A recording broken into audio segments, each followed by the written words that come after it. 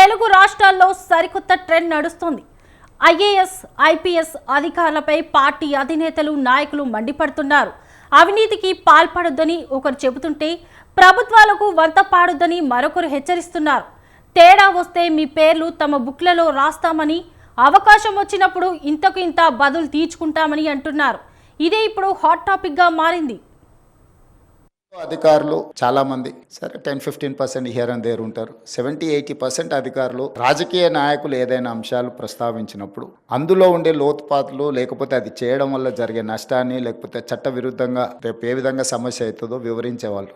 ఈ రోజుల్లో అది తగ్గిపోయింది. కారణం నాకు పెద్దగా తెలీదు. పొలిటికల్ ఎగ్జిక్యూటివ్ అనే వాళ్ళకు వచ్చిన వాళ్ళను సంతోష పెట్టాలను, లేకపోతే తనకు తాను సంతోషపడాలను కొన్ని ఆదేశాలు ఇస్తుంటాడు. వాటిని విశ్లేషించాల్సిన బాధ్యత అధికారులదని నేను బలంగా నమ్ముతున్నా. ఆ అధికారులు ఏ ఫైల్ వచ్చినా ఫైల్ నోట్ ప్రిపేర్ చేయడమే కాకుండా మాకు వివరించాలి. కానీ ఇవాళ రేపు అదేం లేదు. మేము ఒక తప్పు చేయమంటే ఒకటెందుకు సార్ 3 చేద్దాం, ఒకేసారి బాగుంటుంది, బలంగా ఉంటుంది, మళ్ళీ ఎందుకు, మళ్ళీ రేపు కొత్తగా 3 చేయొచ్చు అన్నట్టుగా నేను అధికారులను చూస్తున్నా. ఇది సమాజానికి మంచిది కాదు. అధికారుల ఆలోచనలో, విధానంలో మార్పు రావాలి. నిబద్ధత కలిగిన అధికారికి తప్పకుండా గుర్తింపు ఉంటుంది. రాగానే పోస్టింగ్ రాకపోవచ్చు, కానీ రాష్ట్రానికో ప్రజలకో ఏమన్నా చేయాలి అని నాయకుడు అనుకున్నప్పుడు ఖచ్చితంగా నిబద్ధత అధికారి ఎక్కడున్నాడో ఎతికి మరీ పోస్టింగ్ ఇస్తాం. కానీ వాళ్ళు వస్తున్న వాళ్ళు పొలిటీషియన్స్ని అనే కాదు, సమాజంలో ఉండే రాంగ్ ప్రెసిడెంట్స్ని అన్నిటిని కూడా రోల్ మోడల్గా తీసుకుంటున్నట్టు అనిపిస్తుంది. ఈ మధ్యకాలంలో కొత్తగా సెలెక్ట్ అయిన ఐఏఎస్, ఐపీఎస్లు నేను చూస్తున్నాను. ట్రైనింగ్లోనే ఉన్నప్పుడు పోలీస్ స్టేషన్లకి వెళ్ళి డ్రెస్ వేసుకొని కూర్చొని సివిల్ పంచాయతీలు తెంచడానికి ప్రయత్నం చేస్తాను. ఈరోజు పదే నేను ఇన్స్ట్రక్షన్ ఇస్తున్నా. I told my chief secretary to record there service book, field మీద పొమ్మని. అసలు ఏసీ రూముల్లో నుంచి బయటకు వెళ్ళడానికి హెసిటేట్ చేస్తున్నారు ఆఫీసర్లు. మరి నాకు తెలియదు, మరి ఏసీ అనేది ఏమన్నా జబ్బేమో.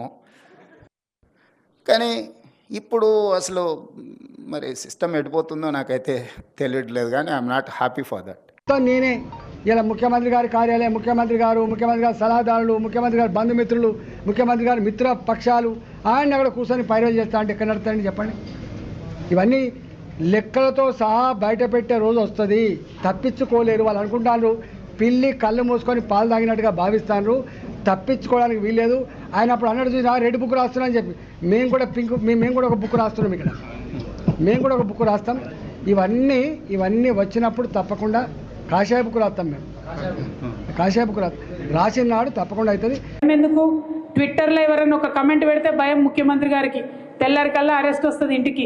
ఫేస్బుక్లో ఎవరైనా ఒక వీడియో పెడితే భయం ముఖ్యమంత్రి గారికి, తెల్లారి కల్లా పోలీసు వాళ్ళు వస్తారు.